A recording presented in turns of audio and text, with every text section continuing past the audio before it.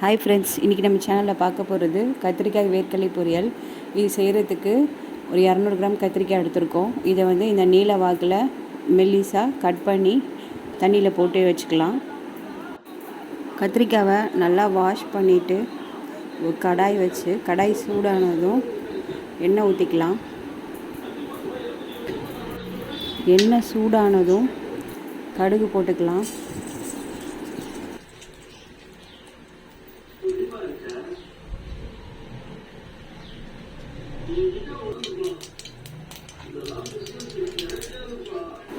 கடுகு பொரிஞ்சதும் நம்ம கட் பண்ணி வச்சுருக்க கத்திரிக்காயை சேர்த்துக்கலாம்.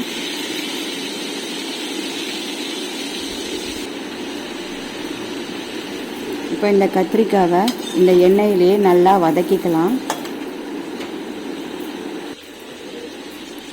இப்போ கத்திரிக்காய் நல்லா வதங்கிடுச்சு பாருங்கள். இந்த ஸ்டேஜுக்கு வந்ததும் ஒரு 1.5 ஸ்பூன் குழம்பு மிளகாய் தூள் சேர்த்துக்கலாம். உங்கள் காரத்துக்கு ஏற்ற மாதிரி சேர்த்துக்கோங்க.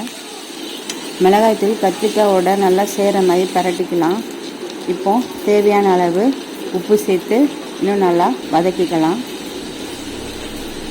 மசாலா நல்லா சேர்ந்து அந்த பச்சை வாசனை போனதுக்கு அப்புறம் நம்ம ஒரு 50 கிராம் வேர்க்கடலை தோல் உரித்து வச்சுருக்கோம், அதை சேர்த்துக்கிறோம்.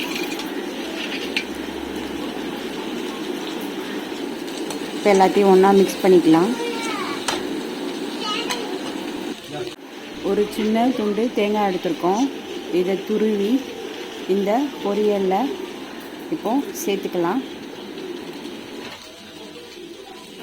தேங்காய் துருவலை சேர்த்து நல்லா வதக்கி ஒரு நிமிஷம் கழித்து அடுப்பை ஆஃப் பண்ணிடலாம். பாருங்கள், சுவையான கத்திரிக்காய் வேர்க்கடலை பொரியல் ரெடி ஆயிடுச்சு. நீங்களும் இதை செஞ்சு பாருங்கள். பிடிச்சிருந்தா மறக்காமல் லைக் பண்ணுங்கள்.